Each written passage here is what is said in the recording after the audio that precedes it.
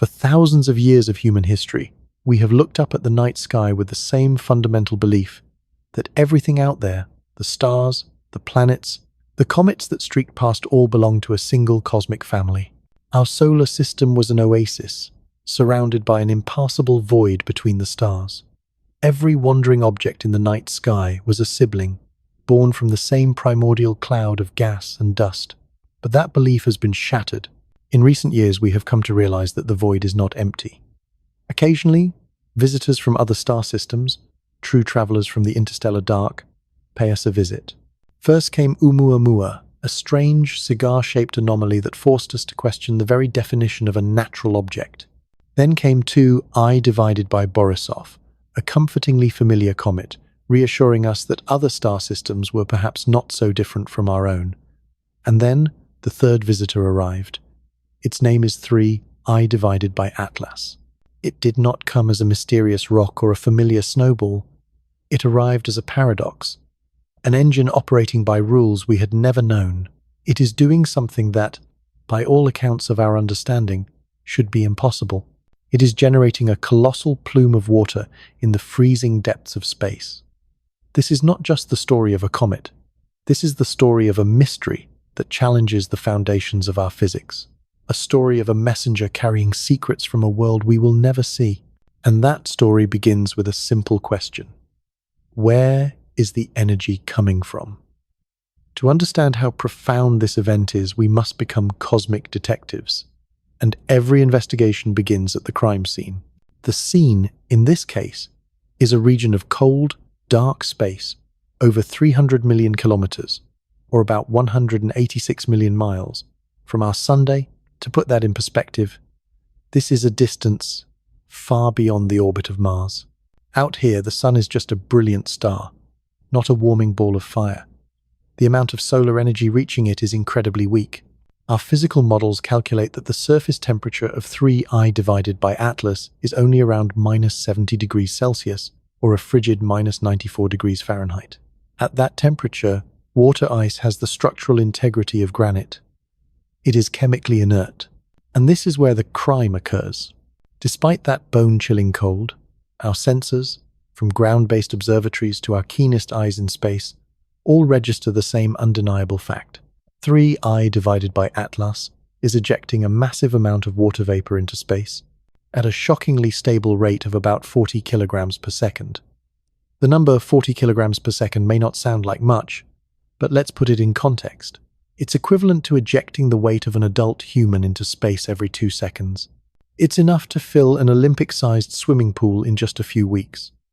To sustain such an output, the comet needs a tremendous source of internal energy.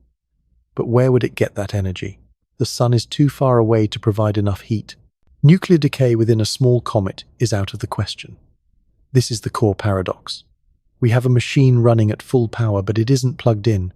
We have a fire burning, but there is no visible fuel.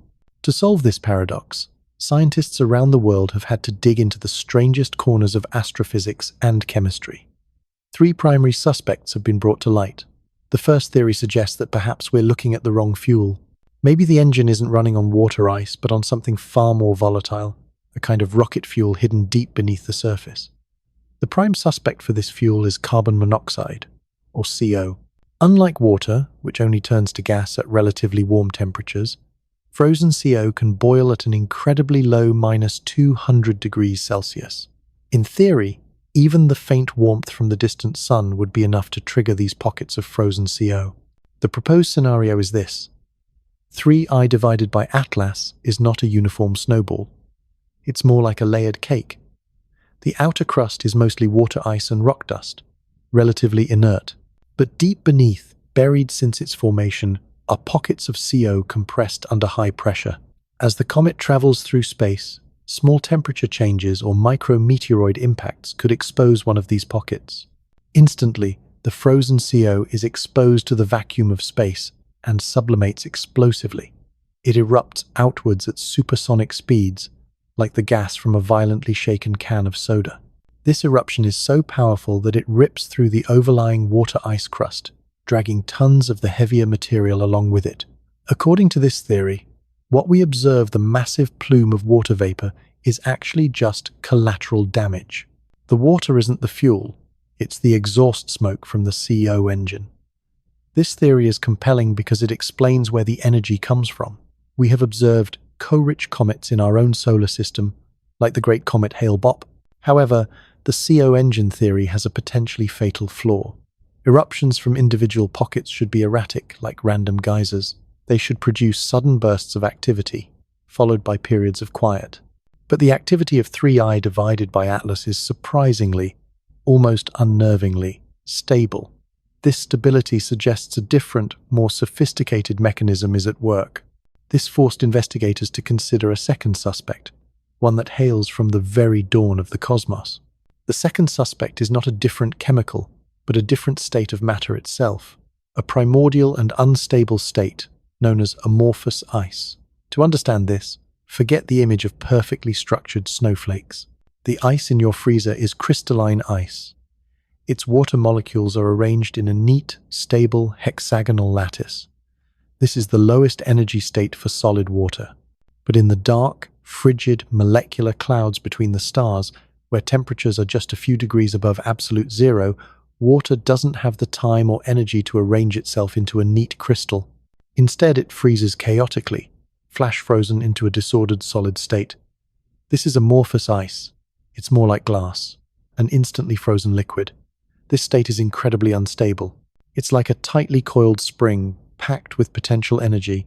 3I divided by Atlas, after its journey of millions, perhaps even billions of years from its birthplace, is a time capsule, a fossil containing this primordial material. The scenario for this theory goes like this. As 3I divided by Atlas enters our solar system for the first time and feels the warmth of our distant sun, even a very slight temperature increase, a chain reaction occurs. This energy is enough to unlock the water molecules. They begin to rearrange themselves from their chaotic state into the orderly crystalline structure. This phase transition doesn't absorb energy. On the contrary, it releases a massive amount of previously stored energy. It's not melting, it's a physical explosion at the molecular level. The released energy heats up neighboring regions, triggering more phase transitions, creating an explosive chain reaction from within the comet. This explosion provides the power to sublimate a huge amount of surrounding water ice and eject it into space. The amorphous ice theory is beautiful because it explains the tremendous energy source from the very nature of the comet itself. It turns 3I divided by Atlas into an explosive heritage from the early universe. However, it runs into the same problem as the CO theory. Such an explosive energy release should create violent, unpredictable bursts of activity. It doesn't explain the strange stability of the plume. This conflict between a massive energy source and stable activity led scientists to a third theory, a theory based not on brute force, but on sophistication and efficiency. A theory that suggests 3I divided by Atlas isn't breaking the laws of physics, but is instead exploiting a loophole within them. The third theory, and currently the leading candidate, suggests that we have been fooled by scale. We see a giant plume and assume there must be a giant engine. But what if that plume is made of trillions of microscopic engines? This theory proposes that the comet isn't ejecting gas from its core. Instead, it's ejecting a massive cloud of tiny, icy dust grains. Consider the basic physical principle of surface area to volume ratio. You can't ignite a massive log with a single match, because most of its mass is protected on the inside. But if you grind that log into a handful of sawdust, you can ignite it easily, because every particle of dust has its surface exposed to oxygen and heat. 3I divided by Atlas is applying the same principle. Instead of trying to boil its thick, cold, icy crust, some mechanism, perhaps weak CO jets, is pushing out a cloud of dust. But this isn't ordinary rock dust. Each of these dust grains is coated in a thin layer of water ice. Once launched into space, these microscopic grains become hyper-efficient steam generators. The combined surface area of all these particles is immense, potentially thousands of square kilometers. Even the faint sunlight at this great distance is enough to instantly sublimate the thin layer of ice on each tiny grain. The result is a magnificent phenomenon. The comet's core itself remains frigid and relatively quiet, but the cloud of dust surrounding it becomes a glowing halo, a massive and stable steam factory. It explains both the energy source, aggregated from trillions of tiny sources, and the stability, a relatively steady stream of dust being ejected. And evidence is beginning to mount in favor of this theory. Preliminary infrared data from the James Webb Space Telescope seems to hint at the existence of a massive halo of this icy dust, which is warmer than the comet's core, surrounding 3I divided by Atlas.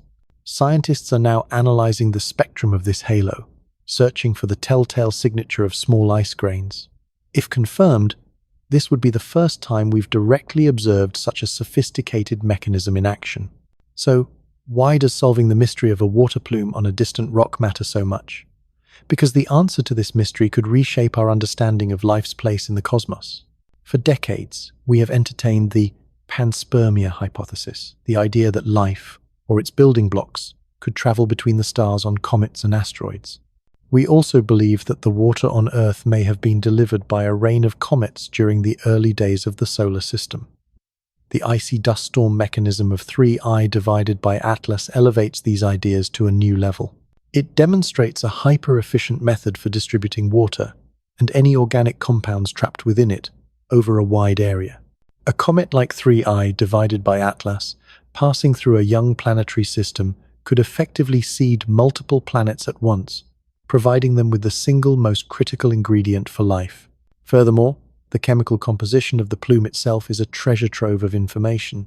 Spectroscopic analysis shows that 3I divided by Atlas is rich in water, but seems to be poor in carbon-based compounds compared to our own comets. This chemical recipe is a direct fingerprint from its home star system. It tells us that other star systems may be built from very different starting materials, leading to a diversity of worlds we can't even imagine. The era of interstellar object discovery has only just begun. Next-generation observatories, like the Vera C. Rubin Observatory in Chile, are expected to find dozens of such visitors every year. We will no longer be studying isolated cases, but an entire population of interstellar objects to classify and compare. Each visitor is a chance to learn how we are similar to and different from the rest of the cosmos. 3I divided by Atlas is more than just a visitor. It is a messenger, and its message, shouted through an impossible fountain of water, is that the universe is more dynamic, more complex, more surprising, and perhaps more friendly to life than we ever dared to imagine. It reminds us that, no matter how alone we may feel as we gaze into the night sky, we are part of a much larger story, one written in water, stone, and the light of distant stars.